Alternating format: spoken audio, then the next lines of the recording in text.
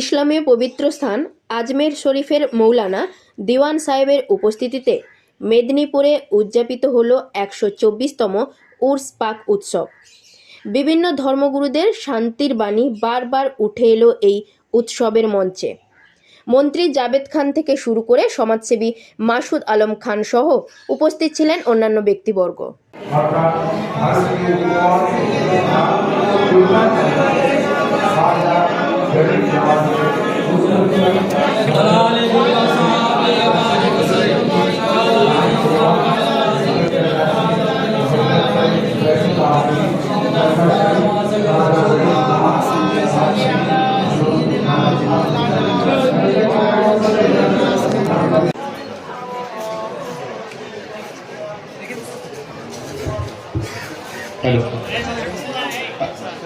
আসসালামু আলাইকুম। আপনারা যারা এখনো এদিক ওদিক ঘুরে বেড়াচ্ছেন তাদের উদ্দেশ্যে বলছি, ভাই এরকম ছবি এর আগে দেখেছেন কি দেখেন না সেটা নিয়ে সন্দেহ রয়েছে। देखिए, मुझे कादरी साहब जो है कि सज्जादा नशीन इस बारगाह के इन्होंने मुझे बुलाया था। आज जो 124 मनाया जा रहा है सैयद शाह मुर्शिद अली खान साहब का मौला पाक कहा जाता है, तकरीबात के मौके में मैं आया था और यहाँ पर कॉन्फ्रेंस हुई है। दरगाहों से हमेशा मोहब्बत अमन का पैगाम गया है।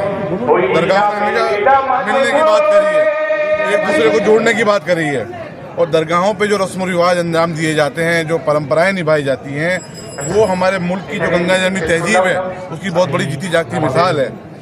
इस तरीके से हमारी दरगाहें एक दूसरे के मज़हब को जोड़ती हैं। तो ऐसी दरगाहों पे उर्स के मौके पे ख़ास तौर से इस तरह के आयोजनों को होना बहुत वक्त की ज़रूरत है।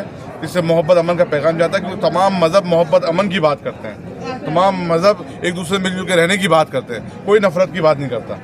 सब कहते हैं मोहब्बत सबसे की जाए और एक दूसरे से मिलजुल के रहा जाए। तो ये हमारे इंसानी फ़राइज़ हैं जिसको हमें अंजाम देने की ज़रूरत है। तो आज वही पैगाम इस स्टेज से दिया गया है।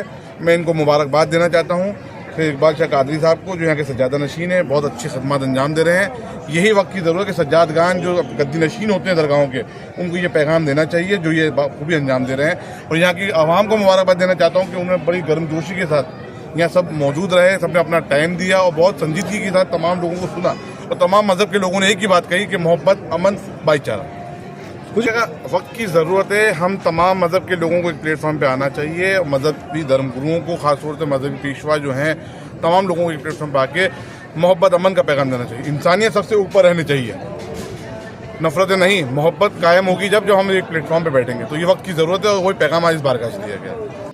অ্যাকচুয়ালি এখানে দিওয়ান সাহেব, আমাদের আজমের শরীফের যে দিওয়ান সাহেব উনি এসেছিলেন, তো ওনার সঙ্গে আমি গিয়েছিলাম। এক 124th উর্স পাক ছিল ওইখানে দাদা হাজুরের। তো ওইখানে খুব ভালো সিস্টেম ছিল, দেখলাম আমি কি সব ধর্মের লোক, বৌদ্ধ থেকে নিয়ে খ্রিশ্চান থেকে নিয়ে, আপনার খ্রিশ্চানের ফাদার ছিলেন, শিখিজম ছিলেন, আর আমাদের মুসলিম ভাইরা ছিল, সব এক মঞ্চে সব একসাথে বসে খুব সুন্দরভাবে মানে মানুষকে বলছিলেন কি আমরা প্রথমে মানুষ, হিউম্যানিজম, তারপরে ধর্ম। এটা খুব সুন্দর লাগলো। মূলত কতদিন ধরে এই অনুষ্ঠানটি হয়? 124 বছর ছিল এটা। কালকে যে আমরা গিয়েছিলাম 124th উর্স পাক ছিল। একদিনেরই অনুষ্ঠান? একদিনের অনুষ্ঠান, হ্যাঁ। আপনি ওই কমিটি মানে ওই দুপুর থেকে রাত 12টা অবধি চলেছে। কি কি অনুষ্ঠান, মানে কে কে ওখানে প্রেজেন্ট ছিলেন যদি একটু উল্লেখ করা যায়? আমাদের কলকাতা থেকে আমাদের কয়েকটা মিনিস্টার ছিলেন, ওইখানকার লোকাল এমএলএ ছিল, চেয়ারম্যান ছিল, আর মূল হচ্ছেন আমাদের দিওয়ান সাহেব যে আজমের শরীফ, ওনার পুরো নামটা? ও নাসরুদ্দিন চিশতি সাহেব, উনি ছিলেন। ওনার জন্য আমাদের যাওয়ার আর কি। আর ওখানে যাওয়ার পরে আমরা দেখলাম কি নো ডাউট মানে খুব বড় পীর সাহেব উনি ছিলেন, যে পর্দা করে গেছেন। মানে আমরা তো বলতে পারি না কি উনি আমাদের ছেড়ে চলে গেছেন, উনি আছেন, মানে সবার মধ্যে উনি আছেন। देखिए, हमें एक चीज समझने की जरूरत है कि सबसे अच्छी बात मुझे लगी कि यहाँ के जो लीडर हैं, पॉलिटिकल लीडर, वो भी अपना कीमती वक्त निकाल करके इस तरीके के फंक्शनों में, इस तरीके की जो तकरीबात होती हैं उसमें आते हैं। इससे एक मोरल सपोर्ट मिलता है, खानकाहों को मोरल सपोर्ट मिलता है और उनको और आगे बढ़ने का एक मौका मिलता है। मैं आप लोग यहाँ आए हैं, मैं आप लोगों से एक ही तवक्को रखूंगा कि बुजुर्गान दीन के आस्थानों पे जाकर के मेलों में घूमने से बेहतर यह है कि हम बुजुर्गान दीन के मज़ार पे पूरे अदब के साथ हाजिरी दें और उनकी तालीमात को पढ़ें और ये अहद करें कि हम उनकी तालीमात पे अमल पैरा रहते हुए अपनी अमली ज़िंदगी बसर करें। देखिए, कुरान अल्लाह ताला ने हमें भेजा हमारे लिए एक हिदायत के तौर पर। हज़रत मोहम्मद मुस्तफ़ा सल्लल्लाहु अलैहि वसल्लम के ज़रिए जो हमें कुरान मिला है, ये दुनिया की अजीम नेमत है। लेकिन अगर सिर्फ नमाज, रोज़ा, हज, ज़कात, ये 5 फ़र्ज़ ही अगर सिर्फ ज़िंदगी का हिस्सा होते, ये फ़र्ज़ हैं, किसी भी हालत में हमें अंजाम देना है, तो 30 पारों में कुरान नहीं आता। इंसानी और भी फ़राइज़ हैं और भी इंसान के लिए क्या हुकूक हैं, इस्लाम उसके बारे में बहुत वाज़ेह तौर पे बात करता है। और उसमें सबसे बड़ा मैं समझता हूँ फ़र्ज़ यही है, इन 5 फ़राइज़ को छोड़कर सबसे अच्छी इबादत ये है कि अल्लाह की मखलूक से मोहब्बत। और अल्लाह की मखलूक से मोहब्बत किस तरीके से हो? उनके सुख दुख में काम आओ।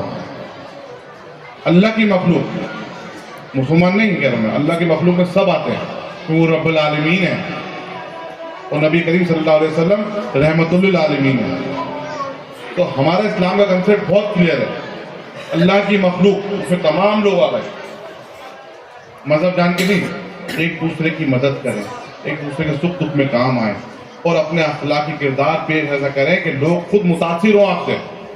जैसे आपने फरमाया कि इस्लाम तलवार की बुनियाद पे नहीं फैला है, बुजुर्गान दीन ने अपने अखलाक से बताया कि इस्लाम क्या है। उनके अखलाक को देख के लोग मुतासिर हुए और लोग झूक दर झूक करना पड़ते हैं।